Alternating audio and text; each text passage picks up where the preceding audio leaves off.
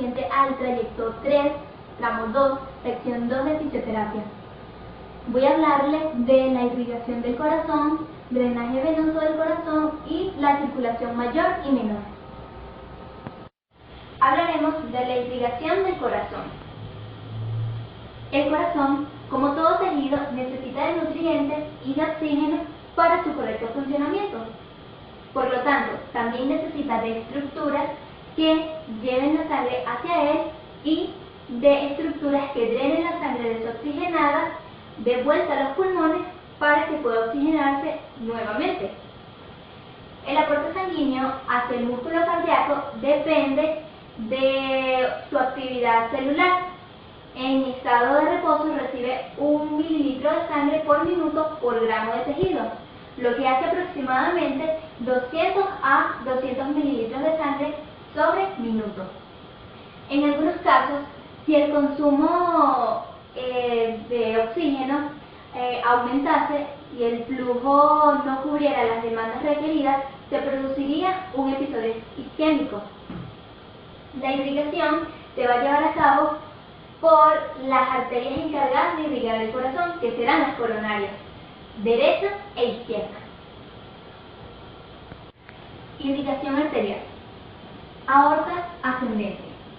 Es la primera porción de la aorta que abarca desde el corazón al comienzo del arco aórtico. Y en ella se originan las arterias coronarias izquierda y derecha. Nace en la raíz de la aorta, antes de la salida del pericardio y en su reflexión ascendente al arco de la aorta. Presenta una dilatación en su origen denominada bulbo de la aorta, que corresponde a la visualización exterior de los senos aórticos o seno de Valsalva, de los que se originan sus dos únicas ramas arteriales ya mencionadas, arteria coronaria derecha y arteria coronaria izquierda.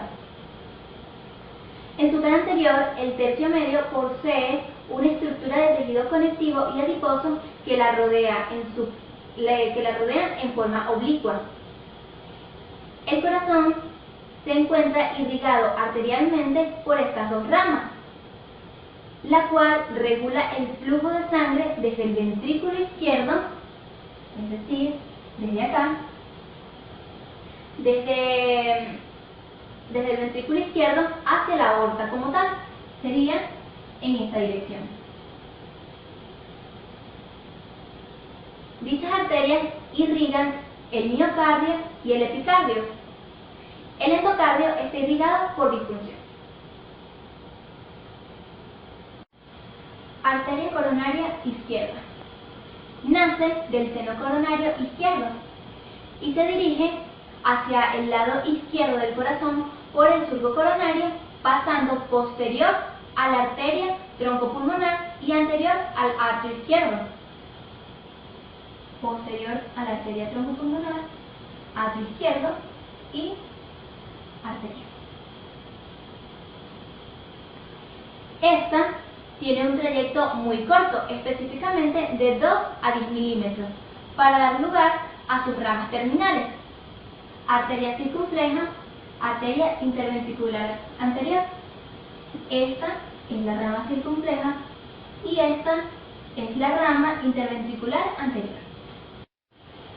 Arteria circunfleja. La arteria circunfleja va a irrigar la cara posterior del ventrículo izquierdo. Luego de bifurcarse, sigue el surco coronario hacia el lado izquierdo del corazón y da la vuelta a este surco hacia la cara diafragmática o la cara posterior de este órgano, dando como resultado ramas principales. Ok, la primera va a ser la rama marginal izquierda, que se va a encargar de irrigar el borde lateral izquierdo del corazón. La rama marginal va a ser esta que se ve así, al igual que esta que está acá. Luego vamos a tener las ramas del atrio izquierdo. Estas son las que vamos a encontrar en la cara posterior a la aurícula izquierda. Van a ser estas pequeñitas que se van a extender acá. Recordemos que esta es la rama circunfleja y de aquí su ramificación. Luego vamos a tener la rama posterolateral izquierda. Esta la vamos a encontrar acá. Van a ser esta y esta. Luego vamos a ver las ramas atrioventriculares izquierdas. Las vamos a encontrar en esta porción. Es todo el recorrido de esta rama. Si se puede apreciar en la imagen, se ve un poco borrosita, pero es porque ella se encuentra hacia la parte posterior del corazón, es decir, en su cara diafragmática. Arteria interventricular anterior, o también es llamada arteria descendente anterior. Ella va a irrigar la cara anterior y lateral del ventrículo izquierdo, además del tabique interventricular por sus ramas septales.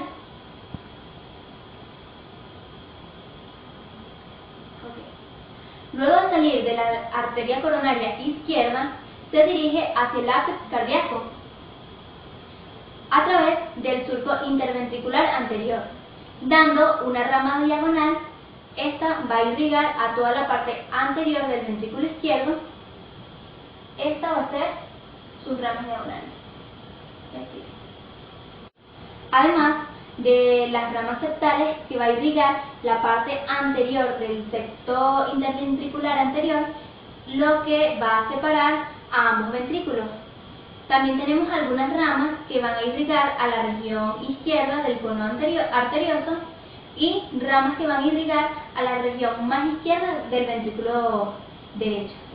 Tenemos que estas van a ser las ramas septales interventriculares provenientes de la arteria interventricular anterior.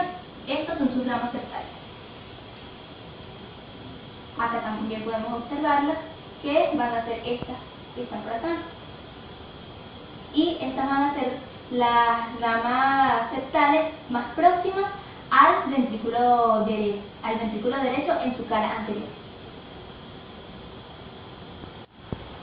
Los territorios que irrigan la arteria coronaria izquierda son la aurícula izquierda, este segmento, casi la totalidad del ventrículo izquierdo, sería este segmento, y en su cara posterior, esta.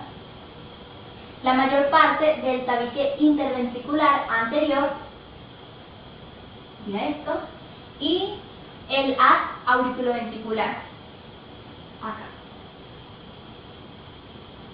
Además, también tiene ramificaciones que van a llegar al nodo sinusal.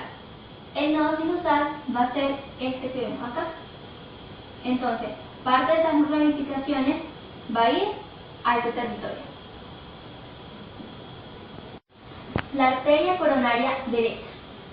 Esta arteria emerge entre la orejuela auricular derecha y el origen de la pulmonar.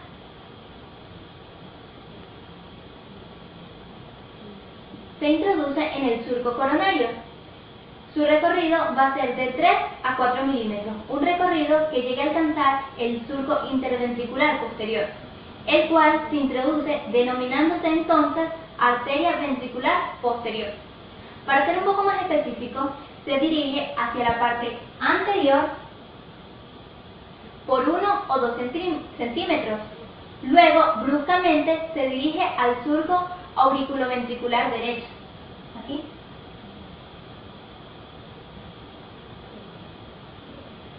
por el cual se discurre trazando un trayecto con dirección inferior, anterior y hacia el lado lateral derecho. Desciende hasta llegar al borde agudo del corazón, en donde cambia pronunciadamente su rumbo, dirigiéndose hacia la cara inferior del mismo. Al llegar a la cruz del corazón, surgen unas de sus ramas principales. Entre sus ramas principales vamos a tener la arteria interventricular posterior, que va a dar ramas septales. Vamos a tener la arteria marginal derecha y la arteria del nodo sinoatrial. La arteria interventricular posterior va a dar también ramas septales situadas en el surco y van a irrigar el sector inferior del ventrículo derecho. La vena interventricular posterior va a ser esta que está por acá. Aquí lo estamos viendo en una vista anterior, pero ella va a ser una rama arterial que va a estar en la cara diafragmática del corazón. Las ramas septales que van a irrigar al ventrículo van a ser estas que están por acá. Luego vamos a encontrar la arteria marginal derecha, que se va a dirigir hacia el vértice del corazón en un trayecto horizontal. La rama marginal derecha va a ser esta que está acá. Puedo apreciar. Y aquí también puede ser apreciado. Y por último, vamos a tener la arteria del nodo sinoatrial. Va a ser una arteria auricular que va a encontrarse entre la orejuela de la aurícula derecha y la aorta. Emerge de ella una rama para el nodo sinusal. Entonces, esta va a ser la rama del nódulo sinoatrial. Esta que está acá. Y también la podemos observar aquí.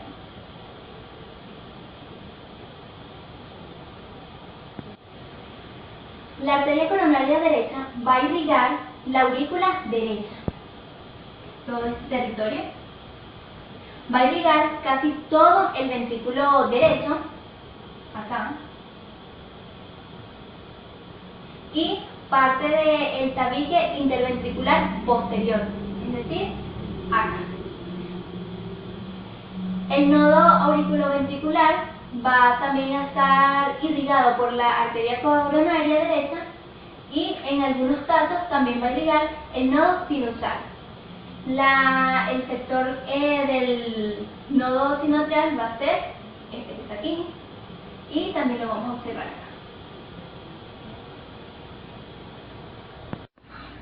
En las siguientes imágenes vamos a poder observar un corazón formolizado. Acá vamos a poder ver la aurícula izquierda. En este territorio vamos a ver la aurícula derecha. Aquí vamos a ver el ventrículo izquierdo y este espacio corresponde al ventrículo derecho. Esta va a ser la arteria circunfleja aquí, y esta de acá va a ser la arteria descendente posterior. En esta imagen vamos a observar la arteria pulmonar. Vamos a observar aquí la arteria coronaria derecha. Aquí vamos a observar la vena pulmonar. Por aquí vamos a observar la arteria circunfleja. Y este número 1 va a corresponder al tronco de la arteria coronaria izquierda. En esta imagen nuevamente vamos a observar la aurícula izquierda. Este orificio va a corresponder a la vena cava inferior. Este espacio corresponde a la aurícula derecha. Este territorio va a pertenecer al ventrículo izquierdo y este territorio va a pertenecer al ventrículo derecho. Vamos a observar aquí a la arteria coronaria derecha. Aquí vamos a tener a la arteria descendente posterior y por acá va a pasar la arteria circunfleja. Venas coronarias. El sistema venoso está otorgado a la vena coronaria. Esta es la principal. Ahora, tiene la característica de hacer un breve recorrido por el surco coronario. Esta va a tener un inicio y va a tener un fin. A lo largo de ella se van a ir formando otras venas del corazón. El seno coronario es una dilatación de la porción de la vena cardíaca magna. Esta vena va a medir aproximadamente 4 centímetros de largo y va a tener un diámetro de 5 a 12 milímetros. Se encuentra ubicado en el surco auriculoventricular. Esta vena va a nacer del ápex del corazón, va a ascender, se va a ir lateral y luego posterior al corazón. Ella va a desembocar en la aurícula derecha por debajo de la vena cava inferior y va a atravesar la válvula llamada válvula de Tebecio. Recordemos que así como tenemos arterias coronarias, vamos a tener venas coronarias. Entonces, como mencionábamos anteriormente, la vena cardíaca magna va a ser la más grande y la más importante. Esta vena tiene la particularidad de que se va a intersectar con la arteria ventricular anterior y la circunfleja, formando un triangulito que se le conoce como triángulo de Mouchet. Vendría siendo de aquí a aquí, haciendo la intersección en este lado. En otra imagen la vamos a apreciar un poquito mejor. En la aurícula izquierda, acá, en su porción oblicua, se origina una vena que puede o no estar, y cuando esta existe se le conoce como vena oblicua de Marshall. Va a ser esta que se ve acá. La mayoría de las veces, esta no se halla y se transforma en un ligamento que representa un vestigio de la vena cava inferior atrofiada y se le conoce como ligamento de Marshall. Ahora, toda esta porción va a estar unida con la famosa vena cardíaca magna y va a dar vuelta hasta llegar al seno coronario. Justamente en la cara posterior se van a encontrar algunas venas que serán afluentes de la vena del seno coronario. Vamos a encontrar la vena cardíaca posterior, esta que vemos acá, que va a nacer en el lado lateral del ápex del corazón, va a ascender y va a llegar a la intersección de la vena cardíaca magna y el seno coronario. Estas otras venas que se pueden ver acá son venas del corazón, pero estas no van a ser tan afluentes del seno coronario. Estas van a atravesar los pequeños agujeritos que se llaman foraminas directamente en el corazón. La que sí también puede ser una vena afluente del seno coronario es la vena cardíaca media, que la encontramos en la parte más posterior del corazón, ubicado específicamente en el surco interventricular posterior. Luego tenemos otra vena que viene directamente recorriendo toda la porción del surco coronario derecho y toda la región que corresponde a esta vena se le va a conocer como vena cardíaca menor. Va a ser esta.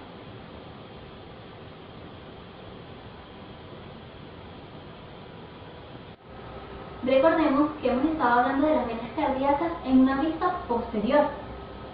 Ahora encontramos otro sistema venoso muy importante y muy variable. Estos van a dar su origen en la cara anterior del ventrículo y van a drenar por pequeños agujeros llamados foraminas directamente en la aurícula derecha. Estas van a encontrarse distribuidas por todas las caras excepto por la cara lateral. En primer lugar vamos a encontrar una vena llamada la vena marginal de Galeno. Esta va a llegar directamente desde la parte anterior del ventrículo derecho a la aurícula derecha. Va a encontrarse como ubicada en esta porción. En esta imagen no se puede apreciar, pero en imágenes posteriores se va a poder percibir un poco la vena y se va a poder ver como detalle. La siguiente vena que vamos a encontrar en la parte anterior, correspondiente a las venas cardíacas anteriores, va a ser la vena infundibular de Crubelier. Esta se va a encontrar en la parte superior de la aurícula derecha y va a ser esta que vamos a ver acá. Esta es la vena infundibular de Crubelier. Luego vamos a encontrar otra vena que se llama la vena de Zuckertag.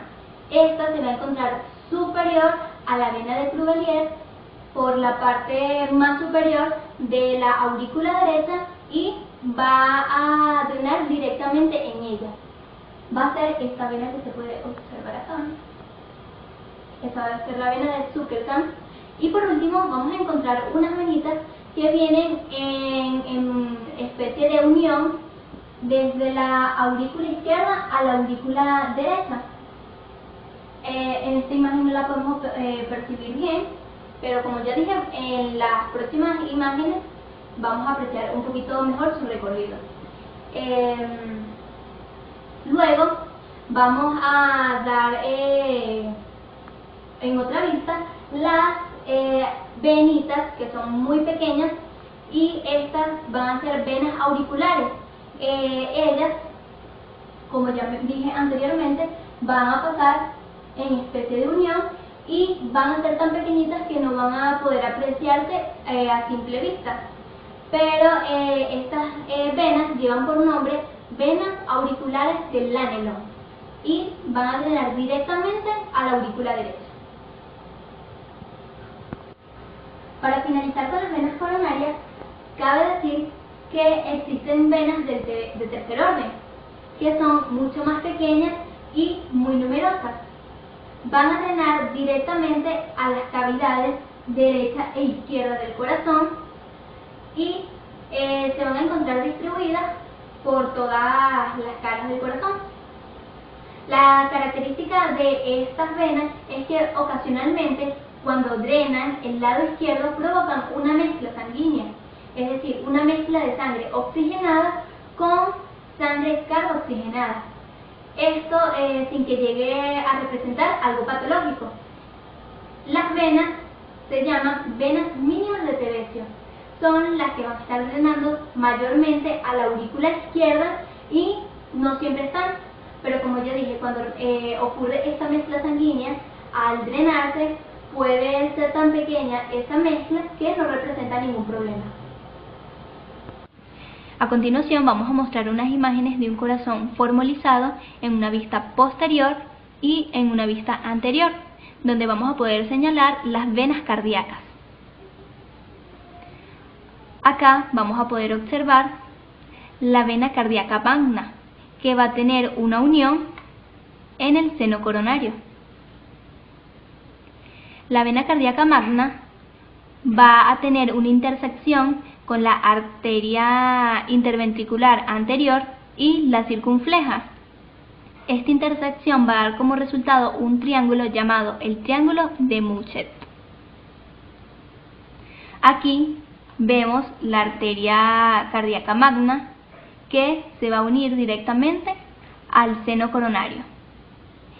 Acá observamos la vena oblicua de Marshall y en el recorrido de la misma vena vamos a poder observar que tenemos la vena cardíaca posterior, vamos a tener la vena cardíaca media y este espacio corresponderá a la vena cardíaca menor.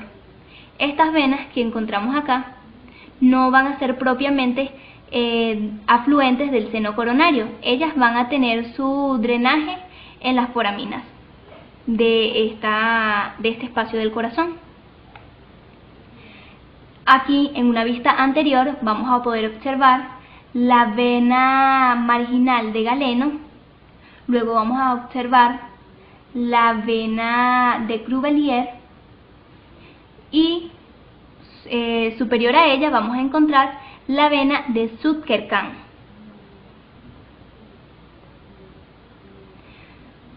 En esta imagen vamos a observar la vena que va a crear una unión entre el ventrículo izquierdo y el ventrículo derecho, y esta vena son las venas auriculares que se van a llamar venas auriculares de Lanelón. Luego, distribuidas a lo largo de todo el territorio del corazón, vamos a encontrar las venas de tercer orden que van a corresponder a las venas mínimas de Tabecio. Ok. En esta imagen, ya ubicadas todas las venas, vamos a ver que el punto en el cual van a desembocar estas venas va a ser la válvula de Tebecio, que se va a encontrar posterior al orificio de la vena cava inferior y va a estar a su vez atravesando el seno coronario. La circulación. La función principal del sistema cardiovascular es el transporte. La sangre actúa como vehículo de transporte de oxígeno, nutrientes, desechos celulares, hormonas y minerales. El sistema cardiovascular puede compararse con una bomba que contiene válvulas unidireccionales y un sistema de tuberías que son los vasos sanguíneos por el cual va a circular la sangre. El corazón posee 4 cavidades, 2 aurículas y 2 ventrículos: aurícula derecha, aurícula izquierda, ventrículo derecho y ventrículo izquierdo. Las aurículas van a funcionar como cámaras receptoras y los ventrículos van a ser cámara de descarga. Aunque sea un solo órgano, el corazón funciona como bomba doble. El lado derecho, acá, es el que va a trabajar como bomba del circuito pulmonar o circulación menor, y el lado izquierdo del corazón va a trabajar como bomba del circuito sistémico o la circulación mayor. Acá. Circulación menor, o también llamada circulación pulmonar. La aurícula derecha recibirá sangre relativamente pobre en oxígeno a través de todas las venas que recorren el organismo, por medio de la vena cava superior y la vena cava inferior. La vena cava superior recibirá sangre del drenaje venoso del miembro superior, cabeza, cuello y tórax. Y la vena cava inferior recibirá sangre del drenaje venoso del miembro inferior y abdomen. La contracción de la aurícula derecha enviará la sangre a través del orificio auriculoventricular por medio de la válvula tricúspide. La contracción del ventrículo enviará la sangre o impulsará la sangre por medio de la válvula del tronco pulmonar a las ramificaciones derecha e izquierda de la arteria pulmonar, con dirección a los pulmones. Una vez en los pulmones ocurre un proceso llamado hematosis, que es un intercambio de gases entre el oxígeno proveniente del aire que entra a los alvéolos y del dióxido de carbono que envía las venas a los pulmones. Una vez finalizado ese intercambio gaseoso, la sangre va a ser enviada a las venas pulmonares superior e izquierda, ya oxigenadas, directamente a la aurícula izquierda. Circulación mayor o sistémica. Recibe su nombre porque es la que mayor distancia recorre en el cuerpo. Su función es alimentar a todos los tejidos, llevándoles sangre rica en oxígeno y nutrientes indispensables para el metabolismo celular. Aquí la sangre oxigenada entra por las venas pulmonares a la aurícula izquierda. La aurícula izquierda se contrae y enviará la sangre al ventrículo izquierdo mediante el orificio auriculoventricular a través de la válvula mitral.